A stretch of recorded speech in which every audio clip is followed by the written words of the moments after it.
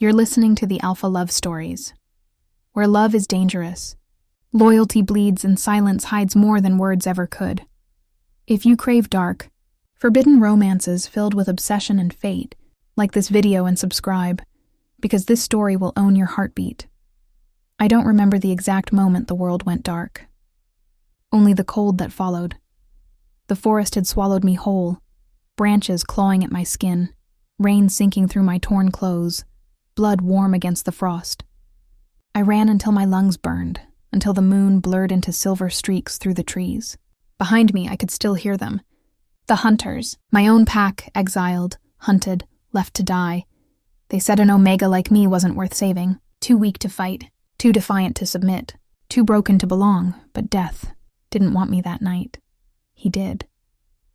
I remember collapsing beside the riverbank, mud mixing with blood, my breath a trembling whisper of prayers that no one would hear. My vision danced with shadows, wolves moving through the mist, their eyes bright as molten gold. I thought they were ghosts. I thought the moon goddess had sent her beast to finish what my pack began. Then one of them stepped forward. Broad shoulders. A dark cloak clinging to his form. Eyes cold, piercing, ancient. They weren't the eyes of a man who found things. They were the eyes of one who owned everything he looked at. The Alpha of the Northern Ridge, Kieran Voss. Even the wind went silent when he spoke. "Who marked you for death, little one?" His voice was deep, edged with command, but beneath it, something unfamiliar. A growl wrapped in warmth. I tried to answer, but my throat was raw, my words lost somewhere between pain and pride. So I did what I'd been taught to do when facing power. I bowed, but he didn't let me stay down. He lifted my chin, forcing my gaze to meet his. His fingers, rough and calloused, brushed the side of my neck where my old pack's rejection mark still burned. His jaw tightened. "They threw you away," he said quietly. "Now you belong to me." When I woke again, I was not in the forest. I was in a stone room, wrapped in fur pelts that smelled of cedar and smoke. A fire burned near the wall, the flames painting shadows across rough-hewn wood. For a moment, I thought I had died, and the goddess had given me mercy. Then the door opened, and he stepped in. Alpha Kieran. He carried himself like a storm disguised as a man. His presence filled the room before his words ever did. He set down a bowl of broth near me, the scent of herbs filling the air. "Eat," he said. "You'll need your strength." "I didn't ask you to save me," I managed, my voice shaking. He didn't answer right away. Just stared, as if measuring whether I was worth the trouble of saving at all. Then his lips curved, half amusement, half threat, maybe not. But I did. For days I refused to speak. I watched him from the edges of silence. The way he moved with predatory grace. The way his men obeyed without hesitation. The way his wolf seemed to sleep behind his eyes yet never truly rest. He had built a fortress in the north, where exiles, rogues, and broken wolves sought refuge, yet none of them dared meet his gaze for long. The legends called him the Dark Alpha, the one who ruled without mercy, who took what he wanted, who trusted no one. And yet, he had saved me. Sometimes I'd wake at night to the sound of his footsteps in the hall, steady and low. I'd lie there, pretending to sleep, wondering why the man who could destroy armies bothered to rescue an Omega the world had thrown away, until the night I screamed. The nightmare came again. The river, the blood, the hands dragging me down. I woke with a gasp, clutching my chest, the air thick with panic. And then he was there. No sound of footsteps this time, just a rush of air, and his presence swallowed the room. He sat beside me, his eyes softer now, his voice a growl barely above a whisper. "You're safe here?" I shook my head. "No one is safe from the moon's decree." His hand brushed a strand of hair from my face. "Then I'll stand against the moon." For the first time, I looked at him not as an alpha, but as a man. And beneath all that iron and command, I saw something wounded, something just as lost as me. He didn't ask before pulling me close, didn't give me time to argue. His warmth swallowed the cold that had been living in my bones since the night I ran. His heartbeat thundered beneath my cheek. Steady, fierce, alive. Why? I whispered. Why save me? He leaned close enough that his breath ghosted against my ear. Because you were mine before you ever ran. I didn't understand then, not the bond that hummed between our skin, not the way his scent called to something buried deep within me. But I knew this. Death had come for me that night, and Kieran Voss had stolen me from it. Only later would I learn the truth. He hadn't just saved me, he had claimed me. As his Omega. The first thing I learned in Kieran Voss's keep was silence. It wasn't the kind born from fear. It was heavier. Like the hush that follows after thunder, when the world itself seems to hold its breath. The northern ridge was carved into the bones of a mountain. Every corridor echoed with old wars and unspoken oaths. Wolves here did not chatter. They watched, listened, waited. And somehow, I, the broken Omega from the south, had been brought to live among them. The morning after my nightmare, I woke to find fresh clothes folded beside the bed. Dark wool, stitched with silver thread, soft to the touch. My torn garments were gone, my skin clean, though I didn't remember washing. A faint scent clung to the fabric. Cedar, frost, and something else. Him. I hated how easily I could recognize Kieran's scent now. It curled around me even when he wasn't near, settling beneath my skin like a memory I couldn't scrape off. I told myself it was only because he was alpha. His scent commanded the air, the way the moon commanded the tides. But deep down, I knew the truth. My body remembered him. I sat by the window, staring out at the courtyard below. Warriors trained in the snow, their breath rising in pale ghosts. A few Omegas crossed with baskets of herbs and water jugs. Everyone moved with a quiet rhythm, purposeful yet watchful, as if every breath here was taken by permission. I didn't belong, not among wolves who carried pride like armor. Not among soldiers whose loyalty was bound by blood. I was a refugee, unmarked, unwanted, tainted by exile. And yet, when Kieran entered, the entire keep bowed their heads. He came just before noon. The doors opened with a low groan, the chill rushing in before him.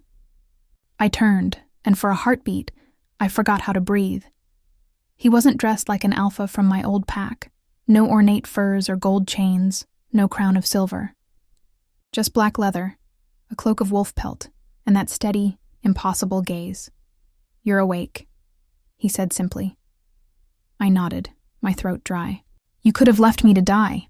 "I could have," he agreed. "But I don't waste what's mine." That word again. Mine. Something inside me rebelled at it, the same way my body flinched from fire.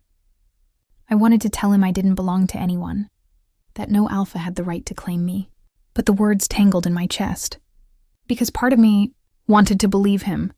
He stepped closer, his boots silent against the stone. "You're healing," he said, his gaze tracing the faint scars along my arms. "But that mark?" His eyes landed on the branded crescent scar on my collarbone, the one my former alpha had seared there when he cast me out. "That doesn't fade easily," I swallowed hard. "It's a reminder." "Of pain?" "Of survival," his jaw flexed. Then, before I could react, he reached out and pressed 2 fingers to the mark. The contact burned, not from pain, but from something deeper, something primal. My wolf stirred beneath my skin, whimpering and yearning all at once. Kieran's voice dropped to a growl. "No wolf should bear another's cruelty. That mark will not define you here." "Then what will?" I asked. His gaze darkened. "The one I give you." For days he tested me, not with commands but with silence. He'd appear in the training yard while I struggled to find my footing, watching without comment as I failed to hold a bow steady or stumbled through defensive forms. The others whispered. Some called me the Stray. Others said I'd bewitched him. They didn't understand that I was terrified of him. And of myself. Because every time his voice brushed my senses, my wolf shivered in recognition.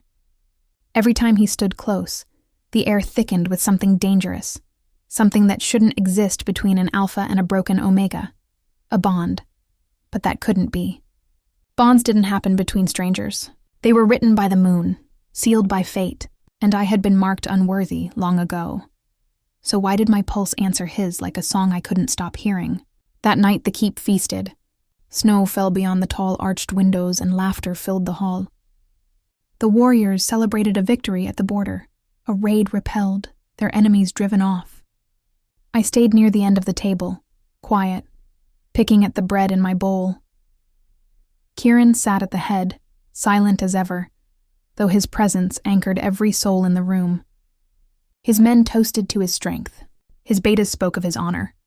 But when his gaze met mine across the hall, the noise around us dimmed until I heard nothing but my heartbeat. He rose then, the movement slow, deliberate. The hall fell silent instantly. "Tonight," he said, voice deep enough to shake the stone, "we honor those who fought for our land, and those who survived despite it." His eyes found mine again. "Come forward." I froze. The room shifted. All eyes turned to me. My chair scraped the floor as I stood, trembling. I could feel their judgment, their whispers. The stray Omega, the outcast, being summoned by the Alpha himself. Kieran extended his hand. "Kneel." My breath caught. I hesitated. But something inside me pulled, the invisible thread tightening around my chest until I could do nothing but obey. I stepped closer, the distance between us shrinking until I could feel his warmth, smell the faint wild scent of pine and storm that clung to his skin. He cupped the back of my neck, his thumb tracing the edge of my rejection scar. "This brand is a wound from another man's cowardice," he said, his voice low enough that only I could hear. "Tonight it ends." He pressed his palm against my collarbone. The world tilted. Light flared beneath his hand, silver, soft, burning with power that hummed through my veins.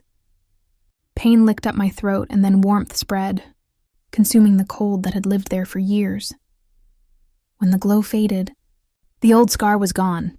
In its place, faint and new, was a mark shaped like the crescent of a rising moon, surrounded by a single flame. His mark!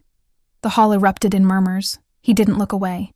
"You belong to my pack now," he said. But his eyes told a darker truth. "You belong to me," I whispered, voice trembling. "Why me?" "Because I saw you fight to live," he said. "And because my wolf knew your scent, long before my eyes ever did."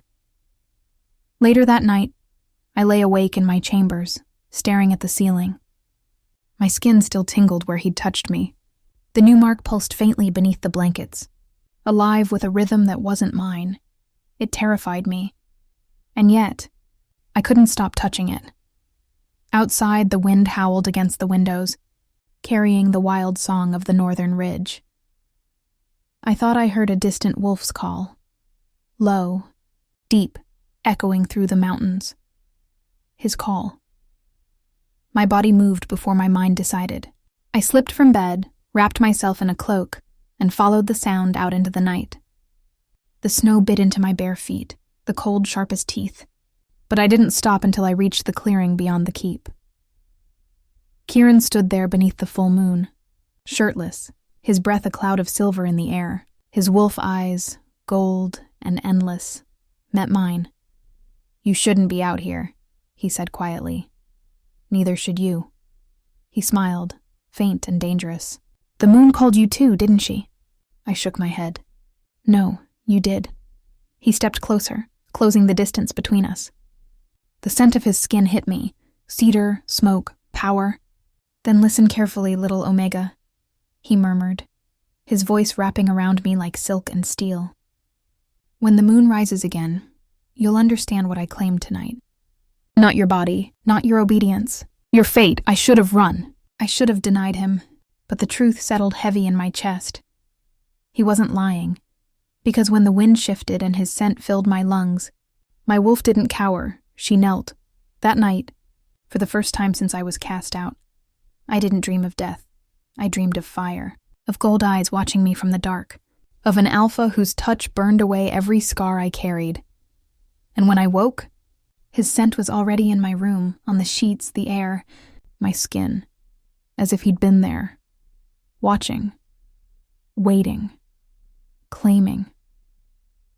The days that followed blurred together, a quiet storm I couldn't escape. Sleep fled from me, hunger dulled, Every sound, every heartbeat, every shift in the air carried one truth. He was near. Alpha Kieran. My savior, my captor, my undoing. I told myself the mark meant nothing, that it was just his way of granting me protection, a symbol to silence the doubters in his keep. But every time I brushed my fingers across my collarbone, warmth rippled through me. His warmth. His claim. His power. The bond wasn't just under my skin. It was in my blood. 3 days after the marking, I ventured beyond my chambers. The keep was alive in a way I hadn't noticed before. Warriors sparred in the courtyards, their howls echoing through the valley. Children darted through the corridors, laughter ringing like bells in the cold. Omegas traded herbs and cloth, their eyes wary when they passed me. They whispered, but none dared to speak aloud what we all knew. No Omega had ever been marked by Kieran Voss. Not even his Beta's mates bore such a sign. To them, I wasn't just an outsider. I was a mystery, or worse, his weakness. I caught glimpses of him often, in the training yard, giving quiet commands, in the council chamber, listening with that frightening stillness of his, in the courtyard, standing bareheaded beneath the snow, as if daring the cold to touch him. And every time his gaze found mine, something inside me stuttered. My wolf pressed closer to the surface, restless and aching, whispering words I wasn't ready to hear. Mate. No.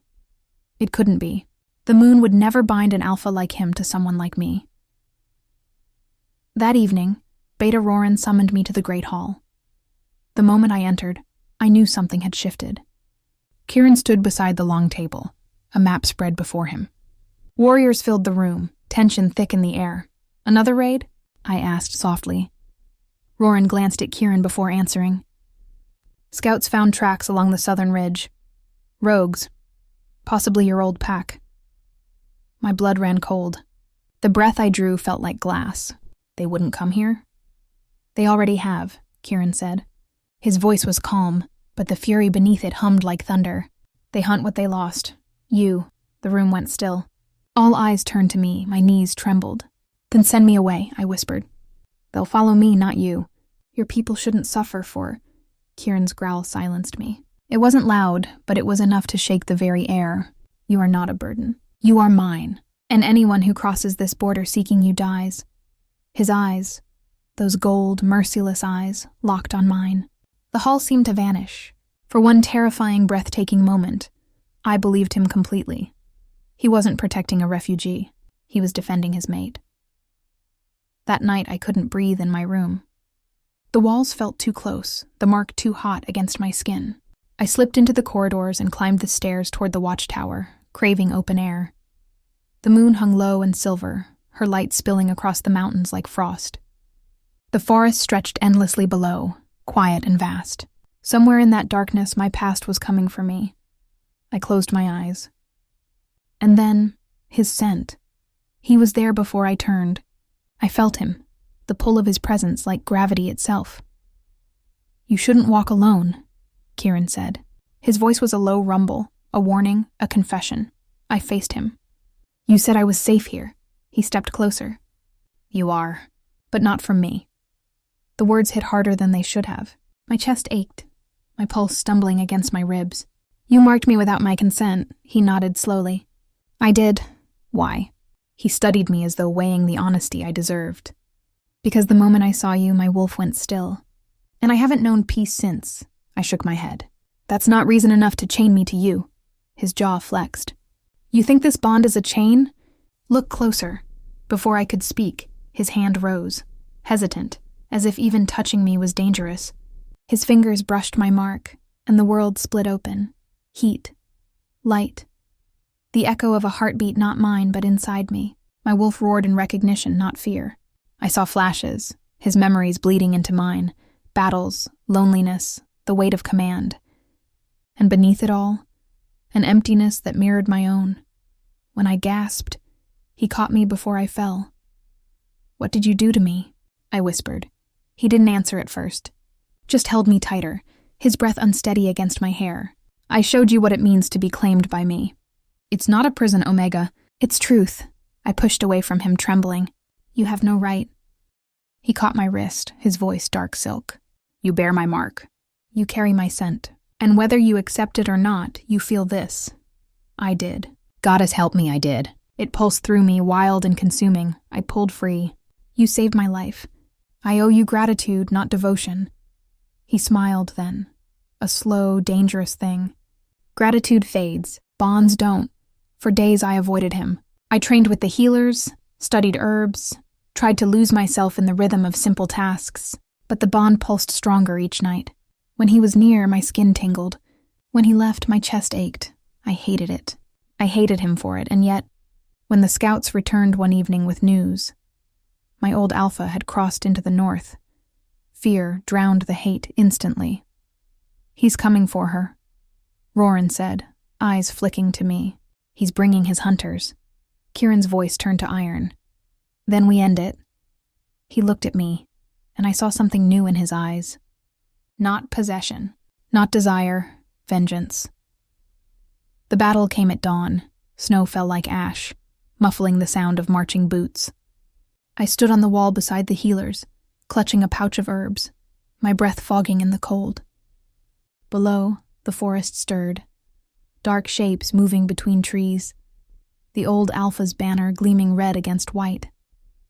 When the first horn sounded, the wolves of the northern ridge howled in answer.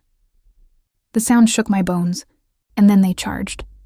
I searched for him through the chaos. Found him in motion, Kieran, a storm in human form, his wolf flashing through every strike. He moved like lightning through the snow, his roar carrying over the clash of steel and teeth. He was magnificent, terrible. And when my old alpha broke through the line and came for me, it was Kieran who reached me first. I didn't see him move, only the flash of claws, the growl that split the air.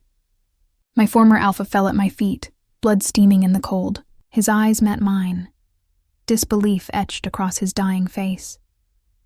She was never yours, Kieran said, his voice low and final. The other wolves froze. The battle ended not with a cheer, but with silence. When it was over, Kieran turned to me. Snow clung to his hair, blood streaked his chest, and yet his eyes burned brighter than the moon. It's done, he said. I stared at him, shaking. You killed for me. He stepped closer. I would destroy the world for you. The confession broke something inside me. All the walls I had built, all the denials I had whispered, they cracked under the weight of his truth. I took a step forward, then another. My trembling hands found his face. You shouldn't want me. He caught my wrist, pressed his lips against the mark on my skin. I don't want you, he said softly. I need you. The bond flared to life, searing through us both. I felt his wolf, wild and desperate, twining around mine, and for the first time I didn't resist. When his mouth found mine, it wasn't gentle, it was a claiming, a vow, a surrender we both had fought too long.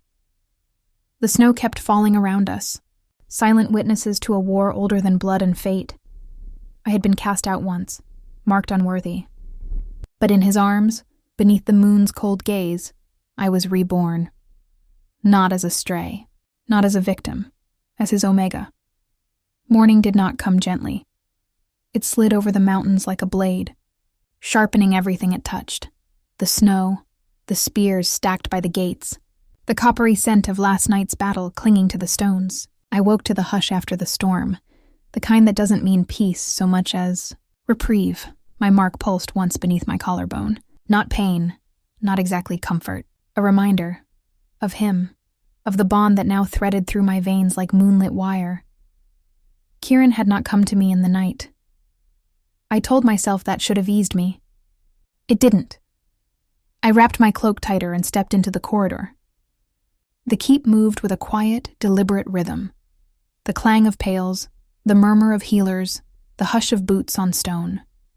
When warriors passed me, they dipped their heads, not quite bows, not yet welcome, but something had shifted. No one looked at me like a trespasser anymore. The Alpha had killed for me. The North had seen. I found Rhea in the infirmary, the Omega healer whose hands had stitched me back into a person when I arrived. She was grinding fever leaf, her dark hair braided tight, her eyes too sharp to miss much. "You shouldn't be on your feet," she said without looking up. "I slept," I lied. Her mouth tugged. "You tremble like someone standing still on the edge of a cliff. The body rests. The mind keeps leaning." I picked up a sprig of wolfsbane, rolling its bitter scent between my fingers. "He didn't come last night. He shouldn't." Rhea crushed the herb with unnecessary force. "Not yet. Because of the bond?" "Because of you," she said, gentle now. "Because a wound closes truer when it is given time to decide it will." I wanted to tell her I wasn't a wound. I wanted to be insulted, but the truth tasted too clean to spit out. "The old alpha is dead," Rhea nodded once. "Then the living will come." I looked up. She held my gaze. "Who?" "Those who think they own the word law. Those who hate an alpha too strong to need their permission. The High Council will send eyes." She wiped her hands. "And orders." My mouth went dry. I had heard stories of the council, elders who kept the old vows and used them like ropes. "What do they want with me?"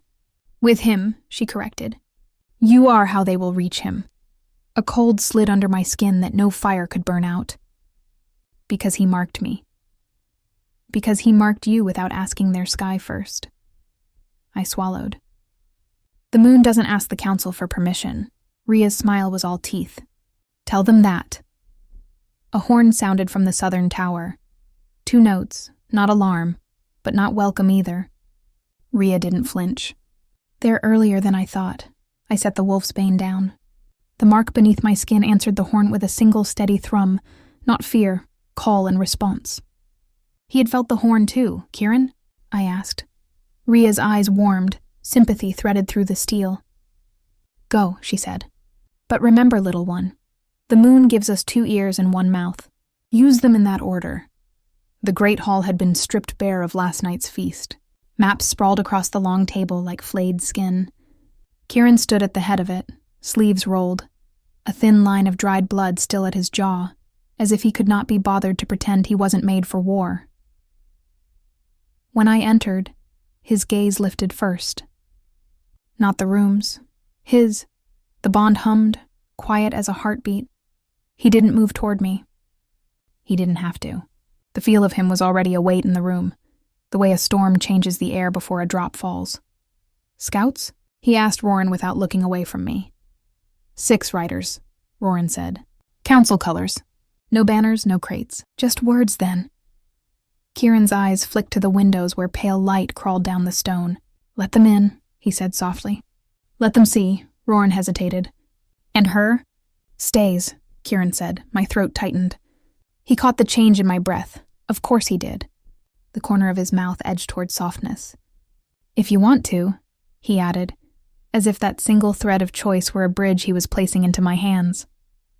"I do," I said before I could think to be afraid. The word felt like frost and fire simultaneously. He inclined his head, something almost like relief ghosting through our bond. He had not slept either, I realized then. His wolf prowled just behind his eyes, not frantic, not at peace. Waiting. The doors opened. The council riders entered as if the hall belonged to them by right of memory. Men with ash-gray hair and women in winter-white cloaks. Their insignias stitched in thread as old as the stories they told around fires. The one in front carried no weapon, which made the ones behind him feel more dangerous. "Alpha Kieran of the Northern Ridge," the lead elder said. He did not bow. "You move the borders as if the mountain were a chair you can drag across a room." Kieran didn't smile. "Welcome to my room." The elder's gaze slid to me, quick and cutting. The corners of his mouth lifted a fraction. "And this," he said, "is the rumor." I did not drop my chin. I would not. "I have a name," I said, pulse loud, voice steady. "It is mine." He looked almost pleased. "Good." His eyes returned to Kieran. "The council recognizes your right to defend your territory. It will not recognize your right to unmake decrees you did not write." "Which decree have I unmade?" Kieran asked, tone mild, nothing of the iron beneath it showing except in the stillness of his stance. "The one that keeps order," the elder said. "The one that says when a wolf is exiled and branded unworthy, that brand stands. You burned it off. You took what was cast out and you made it yours. Kieran's eyes cooled. I made her safe. Words, the elder said. We prefer laws. In this hall, Kieran said softly, my word is the law. The bond flared, not with pride, though that too, but with warning. I could feel it the moment the elder shifted tactics. Predators do not scent weakness. They scent attachment. And what does she say? The elder asked, sliding the attention back to me as if he were placing a knife on a table. Did you ask her before you claimed her? The room went too quiet. Somewhere behind me, Ria's advice flickered like a candle. 2 ears, 1 mouth. Kieran spoke first. She owes you no answer. No, I said, surprising both of them, surprising myself. But I will give one. Kieran's head turned an inch toward me. Not refusal, not approval. He was offering me what no alpha had ever offered before. Space to be a person within the shape of his protection. I did not ask to be saved, I said to the elder. I asked to live anyway. The alpha gave me that. He took the brand off my skin, yes. He did not remove the years I carried it. My voice steadied as I spoke, as if the sound of it was laying a floor under my feet. You say the brand keeps order. What it kept was fear, among wolves who were told they could be thrown away and belonged to no one but shame. Rumbling murmurs moved along the edges of the hall. The elder's expression did not change. And does your new mark not bind you just as tight? The mark warmed. Kieran did not move, did not breathe. He would not shield me from the answer, and somehow that steadied me more than any defense. It binds me differently, I said. Not to silence. To a promise. Ah, the elder said. Not satisfied, not defeated. Then let us test it. Test? Kieran's voice finally bared a tooth.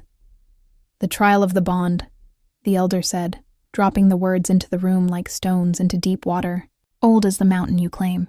If the bond is real, if it is the moon's and not a man's hunger wrapped in a new word, it will hold under witness. If it snaps, well, law is merciful. There will be correction for both. A growl rippled through the warriors along the walls. Roran's hand went to the hilt at his hip and stayed there, not drawing, not forgetting. I felt Kieran's wolf surge so close it burned. For a heartbeat, I could see the direction the world might take if he refused. Blood, the kind that washes and never fully leaves. What does the trial require? I asked before he could speak. Kieran's head snapped toward me. He did not touch me, but I felt the press of his restraint, as if his hands were on my shoulders. No, the bond whispered from his side of the tether. I will not put you on an altar so they can call it choice.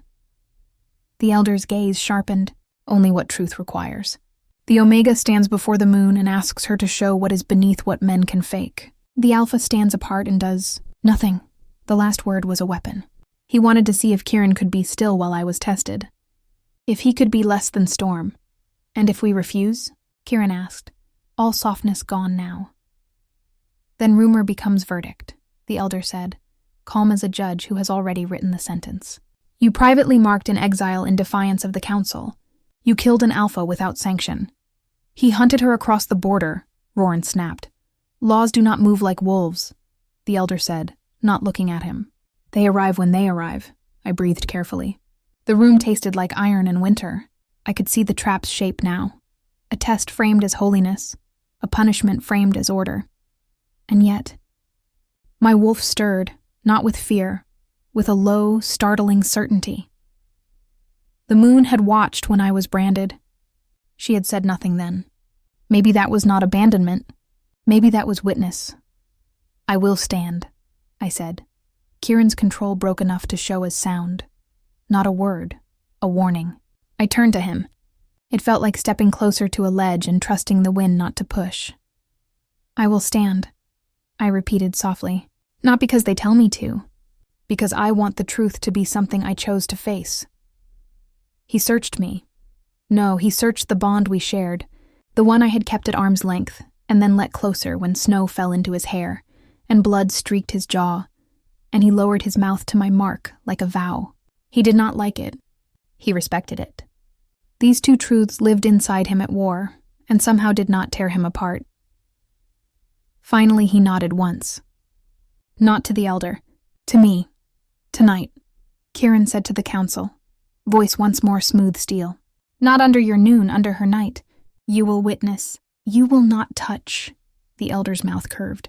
We are not butchers, Alpha. No, Kieran said. And for a flicker I saw the feral thing the North had made out of him. You are worse. You call it holy when you cut. Dusk approached with the soft violence of a curtain dropping. Torches were set around the courtyard in a wide circle, leaving a dark, deliberate center. The mountaintops bled their last light into a sky that was more bruised than blue. Wolves gathered along the stone, not shouting, not whispering, waiting the way a forest waits for lightning. Rhea laced my wrists with thin leather strips soaked in moon water. Her hands didn't shake. When the cold comes, she murmured, do not push against it. Let it pass through. Ice breaks when it hardens against itself. And if it doesn't pass, then your Alpha will break the mountain with his hands, she said matter-of-factly, and I will hold the pieces of you like a bowl until we are something whole again. I wanted to laugh. I wanted to cry. Instead, I nodded because both felt like dropping a fragile thing. Kieran stood at the rim of the circle, just inside the light. He had not fought the council today. He had fought himself and won the right shape for this moment. Present, not intervening. A wall made of will instead of muscle. When our eyes met, it wasn't a question. It was a thread pulled taut between us. If I fell, he would move. If I bled, he would break the world. And if I stood, the elder lifted his hand. Begin. I stepped into the dark. At first there was only cold. Not the bite of winter. Older, cleaner. A cold so deep it washed bone like water. The torches dimmed at the edge of my sight. The courtyard's breath faded. I could hear the mountain then, a low, patient sound, as if the stone itself remembers each weight that has stood upon it. Moon, I said. Not pretty, not ceremonial. You saw me when they burned me. You saw me when he lifted me out of the river. If you are witness, be witness now. My mark flared. The cold became light, silver, thin as breath. A wind rose that did not touch hair or cloak. It moved under skin, under name. For a heartbeat I felt everything. The moment Kieran saw me on the bank, his chest going tight, the slice of fear he would never have admitted. The night he stood outside my door, listening for nightmares, and leaving me to keep my pride. The impulse to mark me as one bars a door. The restraint that turned the impulse into a vow. The hunger he carried like a wound he refused to let drive the hand that touched me. I did not drown in it. I did not run. I let it pass through. Something sighed. Mountain, moon, memory. Then the light threaded down my throat and settled in my chest, forgotten and familiar at once. As if it were finding a room it had always rented without telling me. I heard a small sound that might have been a sob, and realized it was mine. Across the circle, Kieran dropped to one knee. Not because he had to. Because his wolf had. The elder's face changed, only a fraction, but enough to show he had not expected kneeling. He had expected either rupture or defiance. He had expected blood. The light did not fade. It braided into the original mark and brightened. Not a brand, a beacon. My knees hit stone and did not bruise. I pressed a hand to my chest and felt 2 heartbeats, 1 rhythm. Not swallowed, not smothered. In step, I lifted my head. Witness, I said hoarsely. The elder did not speak for a long breath. When he did, his voice was old. Not in the way of control, but in the way of tired snow. The bond holds, he said. Rumbling moved through the wolves along the wall. Not triumph, not yet. Relief can feel as dangerous as victory. It makes bodies soft before they should be. And, Kieran asked, still kneeling, the question quiet enough to be decent, sharp enough to draw any lie out to be seen. And law will not cut it, the elder said. He could not resist his last knife. But law will ask what the bond binds to. A pack, a promise, a throne. You have knit yourself to more than a woman, Alpha. You have tied yourself to a symbol you do not control. Kieran rose in a single, unhurried movement. I never wanted a symbol, he said. I wanted her. The elder's eyes flicked.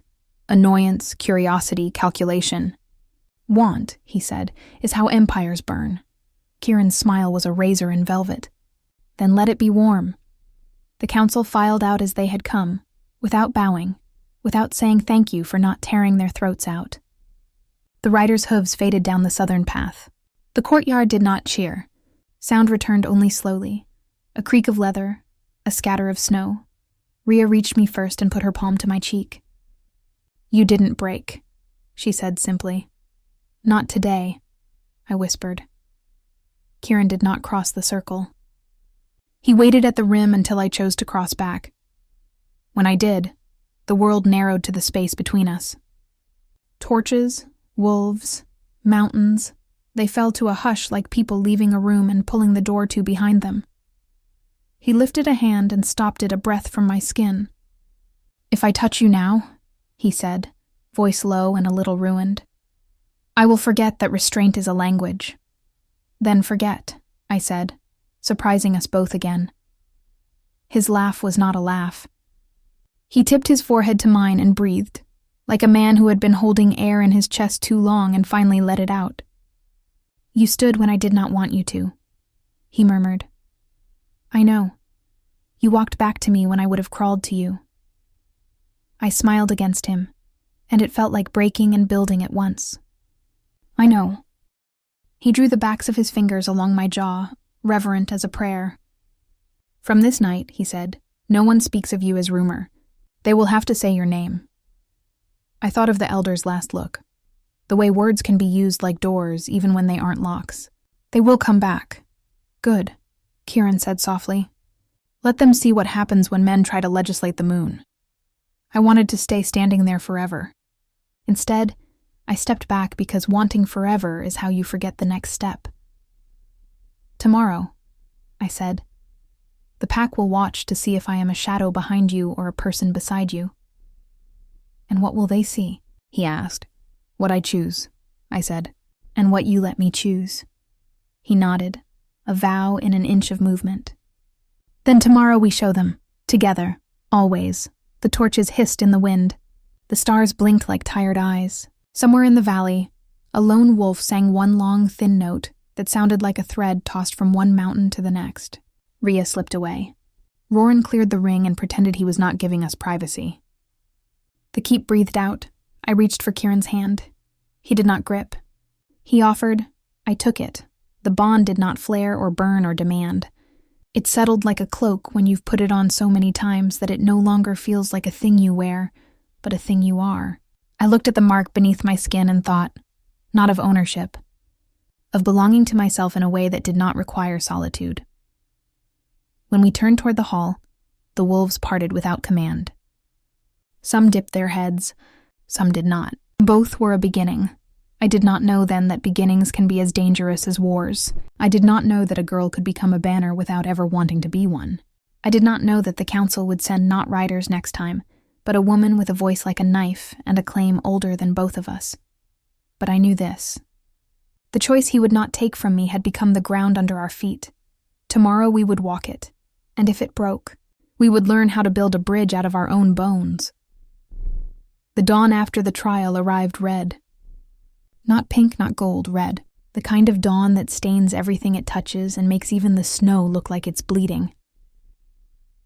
I stood at the high window of my chamber, the world below stretching in silence. The mountains, the forests, the endless white, all of it glowed faintly under the bruised sky. Somewhere beyond the horizon, I knew the council's riders were already carrying word of what they had seen. The rumor was no longer a whisper. It was a warning. Kieran had defied their laws. And I had stood beside him while the moon herself answered. That morning, the keep moved differently. Faster. Quieter. The wolves of the northern ridge, his wolves, no longer watched me with suspicion. They bowed their heads when I passed. Some smiled. A few whispered blessings in the old tongue. They had seen the bond. They had felt the magic when the moon chose to witness us. To them, I was no longer a stray. I was something else entirely. But power, I was learning, came with shadows. I caught the whispers between guards, the worried glances from healers, the way Rhea's lips pressed thin when she looked toward the south. The council's acceptance had not been peace. It had been delay, and war was a patient creature. By mid-morning, Kieran summoned me to the strategy hall.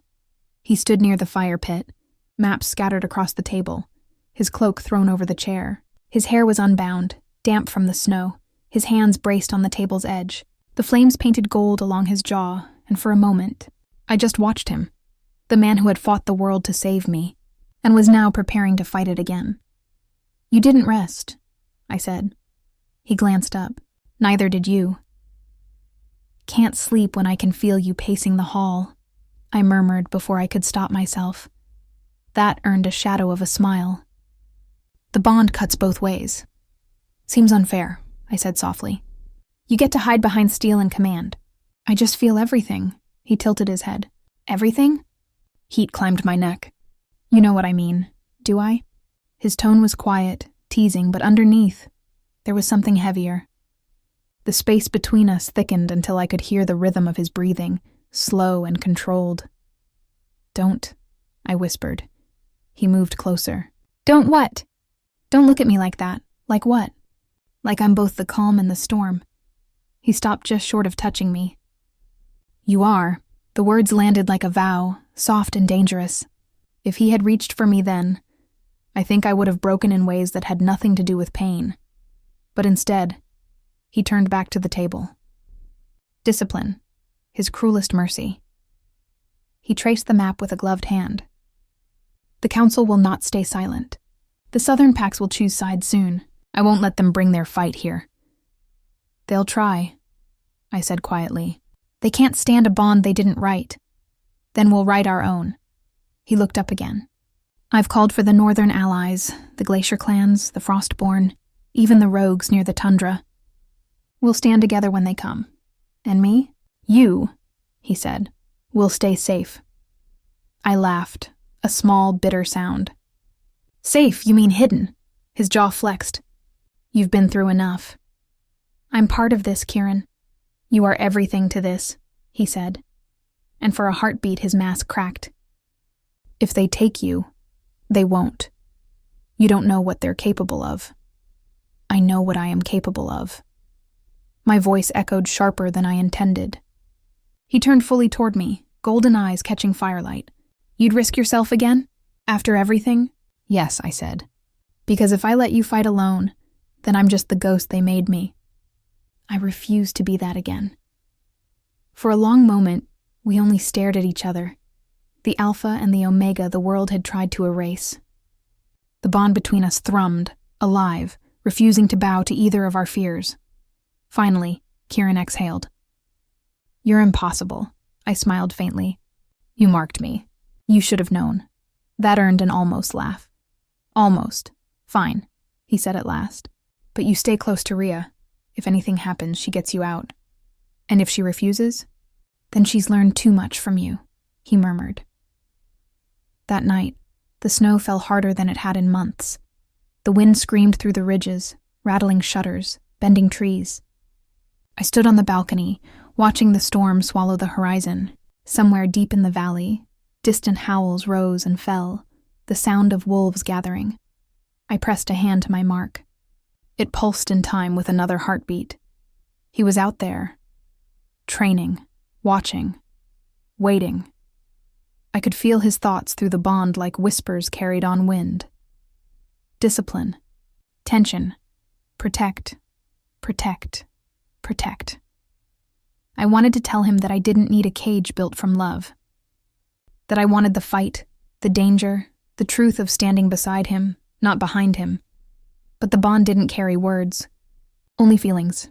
So I sent him one, quiet, stubborn defiance wrapped in warmth. He sent one back, rough affection, sharp as the edge of a blade.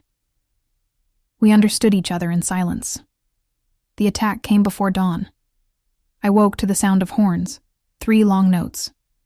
Not the council, not the rogues. Something worse. The scent of smoke filled the corridors before the shouting reached me.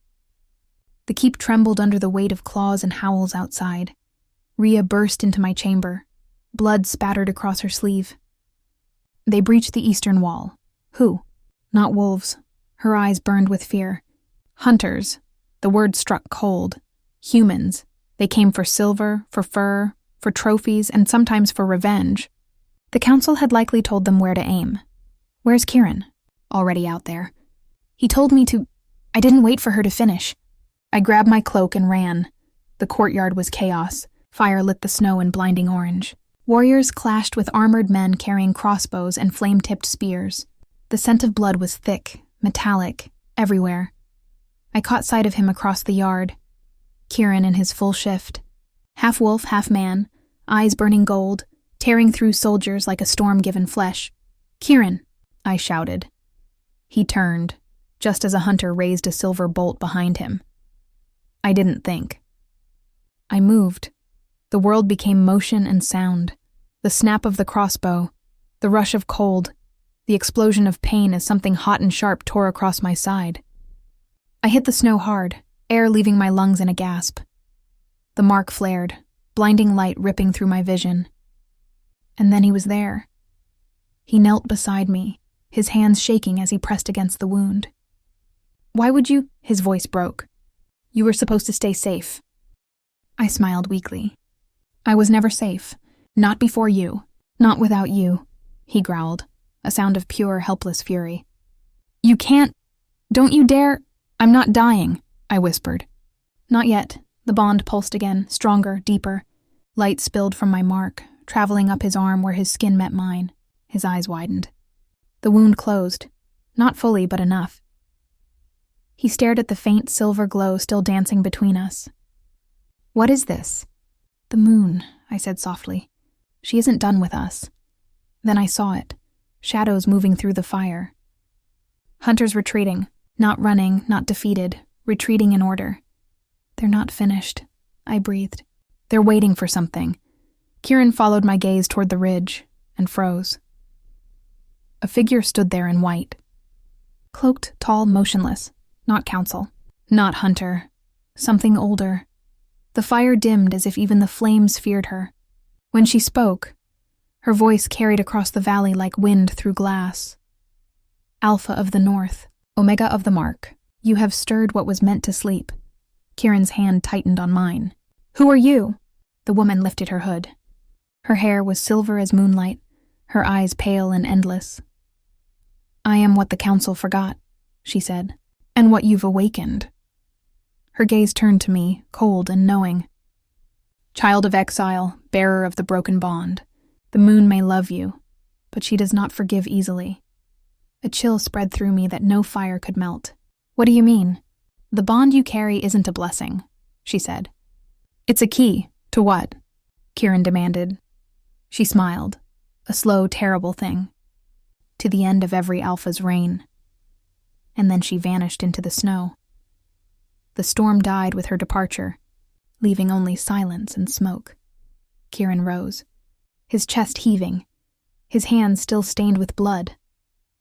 Mine. His, theirs, it no longer mattered. His eyes found me again, not with the fire of an alpha, but with something colder. "They'll come again," he said. "Not for power. For you." I pressed my palm to the fading glow of my mark. "Then they'll have to go through us both." He shook his head slowly. "No, through me." I took his hand and held it against my heartbeat. "Through us," I repeated. The wind howled outside the walls again, carrying the promise of another war. But deep in my chest, beneath fear and pain and destiny, something else stirred. Stronger than death, older than obedience. The moon hadn't chosen us for peace. She had chosen us for fire, and fire was coming. The world smelled of smoke and silver. For days, the snow did not fall. For nights, the moon refused to show her face. The keep had survived the attack, but the silence that followed was worse than any battle cry. Wolves moved through the halls like ghosts, patching broken walls and counting the dead. The fires burned low, their light swallowed by the weight of something unseen. We buried our fallen beneath the northern cliffs. Kieran stood at the edge, bareheaded against the wind, his hand wrapped tight around mine. He didn't speak. He didn't have to. His grief pulsed through the bond like thunder beneath skin, deep, relentless, alive. When the last stone was laid, he turned to me. "They will come again," he said. "The hunters, the council, whatever that thing was in white. They'll keep coming until they take what they think belongs to them. What do they think that is? I asked, though part of me already knew. He looked at me for a long time, and when he finally spoke, his voice was barely a whisper. You. We left the keep that night, not because we were running, but because the war to come wouldn't be fought within stone walls. The bond had changed something in both of us, something neither of us understood. The woman in white had called it a key. Kieran believed it was a curse. I wasn't sure which of us was right. The mountains spread endless before us, their peaks glowing faintly beneath veiled skies. The wind sang through the ridges, carrying the howl of wolves and the echo of something older. We traveled in silence until the moon finally rose, thin and white, a scar across the sky. Kieran stopped. His eyes gleamed gold in the pale light. She's watching again. Then let her see, I said. He studied me for a heartbeat. You're not afraid? I've lived through fear, I murmured. Now I live through choice. Something softened in his gaze, something that reminded me of warmth before fire becomes flame. He stepped closer, brushing his thumb across the mark on my collarbone. Whatever happens next, you stay behind me. I caught his wrist. No, Alpha. I stand beside you. He smiled then, not the practiced smirk of a leader, but the quiet, raw smile of a man who had finally stopped hiding. As you wish, my Omega. We reached the frozen lake by dawn. It lay like glass under the pale light, flawless and silent.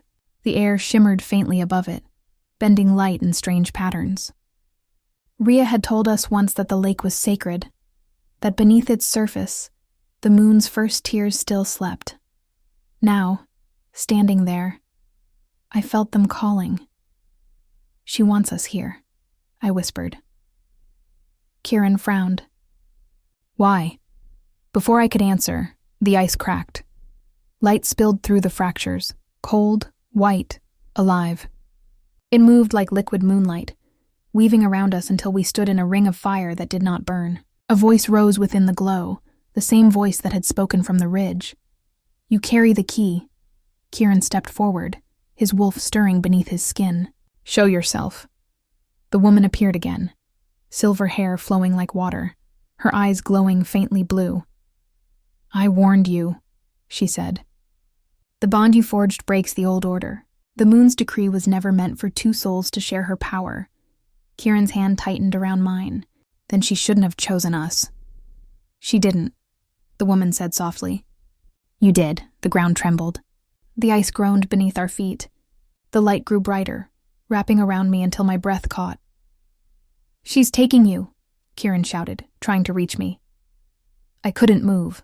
The glow burned through my skin, down to my soul. Images flashed before my eyes. Wolves kneeling before thrones of stone. Alphas crowned in blood. Omegas caged in moonlight. Centuries of silence. And then my mark. Glowing, pulsing, alive. I understood. The bond wasn't a curse or a key. It was a rebellion. The moon had given her power only to alphas, never to omegas. But when Kieran marked me, when I accepted him of my own will, we had undone that law. We had shared what was never meant to be shared, and now the world would either break or be reborn. Kieran. I gasped as the light pulled me upward. He lunged forward, his arms wrapping around me, dragging me back against his chest. You're not leaving me, he growled. The light surged. It seared our skin, but neither of us let go. Then everything exploded. The sound was like the sky tearing apart. The ice shattered beneath us, the lake swallowing us whole. Water closed over my head, cold as death. But I didn't drown. I opened my eyes, and the world around me glowed like starlight beneath the waves. Shapes moved in the depths, wolves made of light, circling, watching. Kieran floated before me, his hand still reaching for mine. His eyes blazed gold, his heartbeat echoing through the water like thunder. The wolves circled closer. One brushed against me, a phantom of silver fur and moonlight. When it touched my chest, pain seared through me, but with it came understanding. The moon wasn't trying to destroy us. She was trying to finish what we started. I reached for Kieran's hand. When our fingers touched, the light exploded again, brighter this time, wrapping us both in silver fire. I felt our wolves merge. His strength, my will, our souls twining until there was no beginning or end. When we broke the surface, the storm had cleared. The air shimmered. The ice reformed beneath our feet, smooth and unbroken, and above us, the moon shone full again. Kieran looked at me as if seeing me for the first time. "Your eyes," he whispered. I blinked. The world shimmered in silver hues. My reflection in the ice glowed faintly, my pupils ringed with light. "What happened?" He smiled slowly. "You happened." I laughed, breathless, trembling. "You make that sound like a threat." "It is," he said, his voice low. "To every alpha who thinks the moon decides who is worthy of her power." We stood together, hand in hand, beneath the new light. The bond between us no longer burned. It breathed. When the first wolves of the ridge arrived at the lake, they stopped at the edge, bowing their heads. Not to Kieran, to both of us. That night, the fires in the keep burned bright again. The north howled in one voice, wolves, omegas, betas, alphas, all bound by something new. Not fear, not law, choice. Rhea found me near the balcony, her eyes shining. "It's done then?" "For now," I said. "But the council will not like what they see." She smiled faintly. "Let them come. They'll find the moon no longer listens only to them." I turned to look outside. The snow had begun to fall again, soft and endless. Somewhere beneath that silver sky, the moon watched quietly. And for the first time in my life, I didn't feel small beneath her gaze. Kieran stepped behind me, his arms circling my waist, his breath warm against my neck. "You're thinking too loud," he murmured. "I'm thinking we've changed everything." He kissed the side of my throat, right where his mark glowed faintly beneath my skin. "Good, good," I teased. "Let the world learn what happens," he said, voice a growl wrapped in tenderness, "when an omega stops kneeling." I turned in his arms, meeting his eyes. "And when an alpha learns to share." His smile deepened. "Then the moon herself should tremble." Outside, the storm eased into silence. Inside, our hearts beat in perfect rhythm. The war was over. The world was different. And for the first time since the night he found me dying in the forest, I wasn't afraid of what came next. Because now, we were more than alpha and omega. We were equals. We were fire. We were the moon's last blessing.